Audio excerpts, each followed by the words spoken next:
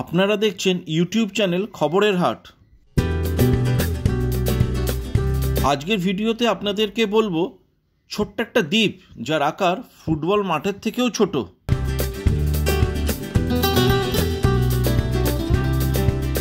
আর সেখানে বসবাস করে প্রচুর মানুষ। জানতে হলে অবশ্যই ভিডিওটা প্রথম থেকে শেষ অবধি দেখতে হবে।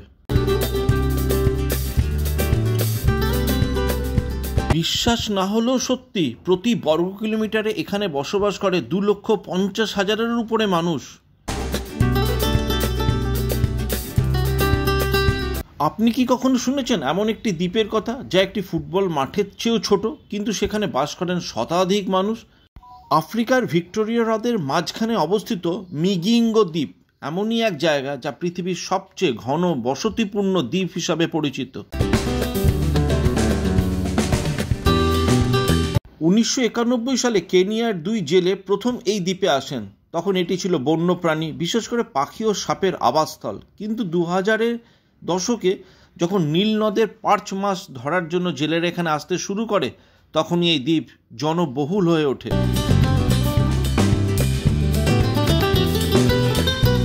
মিগিঙ্গো দ্বীপটি অবস্থিত আফ্রিকার বৃহত্তম হ্রদ ভিক্টোরিয়া লেকে, যা কেনিয়া, উগান্ডা ও তানজানিয়ার মধ্যবর্তী এলাকায় বিস্তৃত। যদিও দ্বীপটি খুব ছোট, তবে এর মালিকানা নিয়ে কেনিয়া ও উগান্ডার মধ্যে দীর্ঘদিন ধরে বিরোধ চলছে।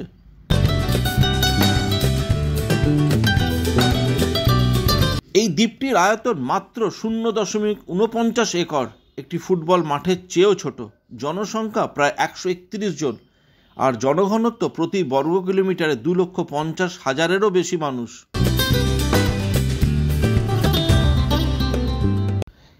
এই দ্বীপটির বড় সমস্যা, এখানে শৌচাগার নেই, বিশুদ্ধ পানির ব্যবস্থা নেই। কেনিয়া ও উগান্ডার বাহিনী দ্বীপের নিয়ন্ত্রণ নিয়ে বারবার সংঘর্ষে জড়িয়েছে। এছাড়া এত ছোট জায়গায় এত মানুষের বসবাস স্বাস্থ্য পরিষেবার জন্য যথেষ্ট বিপজ্জনক।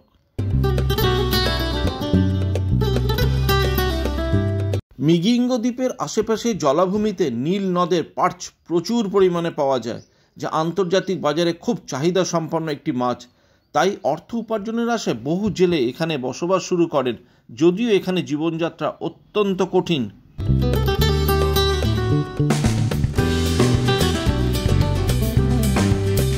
বিশেষজ্ঞদের মতে এই দ্বীপে অতিরিক্ত জনসংখ্যা ও পরিবেশগত সমস্যা একদিন একে বসবাসের অযোগ্য করে তুলতে পারে। যদিও কেনিয়া ও উগান্ডা উভয়ই দ্বীপটির মালিকানা দাবি করে, কিন্তু স্থানীয়দের জীবনমান উন্নয়নের এখানে কার্যকর কোনো উদ্যোগ নেওয়া হয়নি।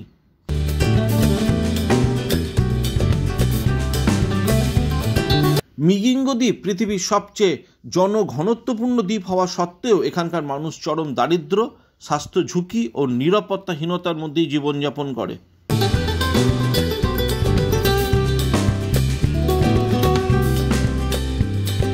অনুরোধ করব, ভিডিও যদি আপনাদের ভালো লেগে থাকে তাহলে সাবস্ক্রাইব করতে ভুলবেন না। আর কিছু বলার থাকলে অবশ্যই কমেন্টস করবেন আর শেয়ার ও লাইক করবেন।